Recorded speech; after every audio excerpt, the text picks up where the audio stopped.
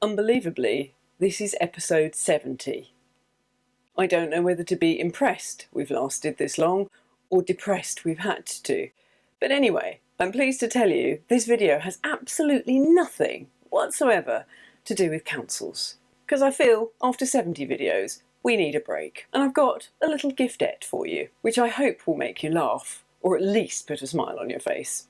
It's a book I wrote years ago but never properly published because I was dabbling to see whether I would like to become an author or not, and the answer at the end of the process, which was rather arduous, was no, I didn't. So I didn't properly publish the book other than to get a print for friends and family. Now, as much as I dislike Amazon and refuse to shop there these days, it is free for the next couple of days on Amazon if you wish to download it, so don't worry, you won't be giving them any money. Now, the reason that I finally published it after all these years is because I wanted to try my hand at narration, in part thanks to you guys, because several of you have left very lovely comments saying that you could happily listen to my voice all day long. Be careful what you wish for, because now you can, because I have narrated the audio version. I thought this would be the perfect book to do a test run to see whether I actually like narration, because it's quite an involved process. On average, it takes a professional narrator 10 hours to produce 1 hour of production quality audio. And because this was my first go at it, it took me 16 hours per hour. Yes, it was quite a trial. But anyway, it's done now. It's an 11.5-hour book. So although it will eventually be on Amazon, Spotify and all the other distributors, I don't particularly like supporting Amazon, so I've released it on one of my websites and it's on a donation basis. So if you'd like to support me and the channel, it's a win-win. You can donate to download the audiobook and hopefully it will bring you some cheer. As much as we all need to know what's going on in the world, we can't stick our head in the sand. We do need to face things head on. You do need a break from it from time to time. And what was lovely reading through all of this again was because it was a road trip I took 11 years ago, you know, the world was, well, it's always been a little bit crazy, but it wasn't so completely upside down as it is now.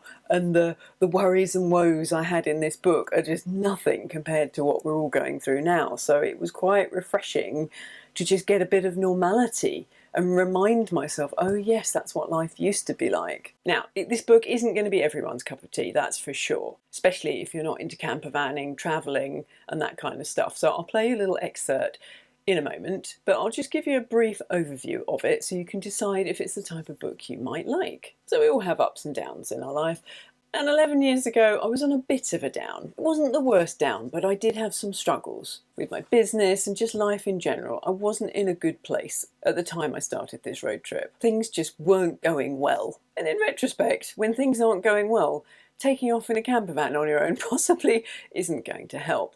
But anyway, I did, and it was quite eventful. As you can see, enough to fill a 500-page book. So there's definitely a Bill Bryson influence in this, because I was working with a lovely American writing coach who every week would bring me an excerpt from a travel writer that she liked to try and persuade me to expand my writing style, which was very much, here's what happened, the end. Oof. And she said, sweetie, a good story needs to meander a little bit. Don't be afraid to take some detours. And besides, your readers are gonna need to catch their breath in between all those mishaps. So yes, there are definitely some detours in this book. So yes, I meandered back into my early adulthood. There's little peppering of history of all the places I visited, and lots of stuff happens. So the book is set in Spain, and I take off in a camper van for 3 months. Now, I wasn't particularly experienced camper. I'd only been like once or twice in my entire life, and I'd never driven anything as large as a camper van. So it was quite a big learning curve all around. So if you're an experienced camper, you may well be rolling your eyes when you hear or read some of the things that happened. It was also the first time in my life I'd truly been alone, with nobody there to help when all the things that went wrong went wrong. Now, nothing that happened in this book would faze me in the least these days, but that's because I've lived through it. That said, the incident with the gunman would probably still be a little perturbing, as with the skinheads in the slum. But anyway. Oh yes, and there was the rather disastrous hot air balloon incident, but we won't go into that. There's more than enough said about that in the book. Anyway, I hope it'll make you laugh and just take your mind off this upside down insane world that we live in. and have a little bit of normality from 11 years ago. Well, I say normal.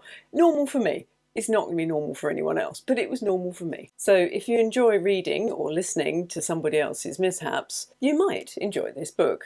If not, you could always use it as a sleep aid. The audiobook is 11.5 hours long, so you'll get a good night. So anyway, you can get it free on Kindle until Monday the 19th of August. But I really hope that you do the Audible version because it brings it to life so much more. And I had a lot of fun recording it, as you'll hear. Now there's two options to donate. You can get the online streaming version, or if you donate a £5 or more, then you can also get access to a version that you can download and stick into iTunes, or whatever media player you'd like. The online streamed version will remember where you got up to, as long as you use the same device. So you've got both options. So I hope you enjoy the book and all my misadventures. It should make you laugh out loud. And by the time you've read this, I don't think anyone will be suggesting that I run the country ever again. I'll leave you with a little excerpt now, but if you want to hear a slightly longer one, just click on the link below this video and it'll take you to a longer clip on the website. Until next time, take care. It's 9:30 on a Tuesday morning. I'm pleading with two men in a deserted national park in the back of Beyond in central Spain. Adjacent to this fraught encounter is the most serene setting you can imagine. The beautiful, clear, aqua-green waters of the lake sparkle in the early morning sunshine. Nature's chorus is in full harmonic swing, courtesy of the vast array of birds and bugs who all seem to be singing their appreciation of the warmth of summer as it shimmers off the landscape. Under normal circumstances, I would have been awestruck by the beauty surrounding me.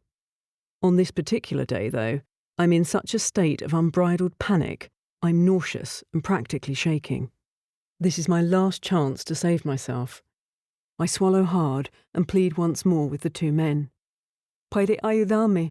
Tengo un problema con mi coche. They look back at me with dark expressions, my pleas falling on deaf ears. I point frantically to my rear tyre, which is going down at an alarming rate. The elder of the two men shrugs and tells me to go into the village and get some air put in it. Thanks, that helps no end. The nearest tiny village is miles away. The one garage there is closed, permanently, judging by the recce I'd done the day before. By the speed of deflation, I can see I wouldn't make it there anyway. There is no way a tow truck could get down here to get me out. I am parked right next to the lake, in between densely planted poplar trees. The near vertical slope of the deeply rutted access road is fairly heart-stopping in a functioning vehicle, let alone one with a Scotch pancake for a tyre. Even if a tow truck, by some miracle, did get down here, I am down to my last €200. Not on me, but totally.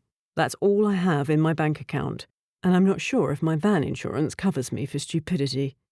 This was certainly not what I had planned for my last day at Lagunas de Ruidera, a virtual paradise hidden in Castilla-La Mancha, just south of Madrid.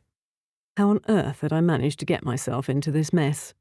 Well, to answer that fully, I suppose I should start at the beginning.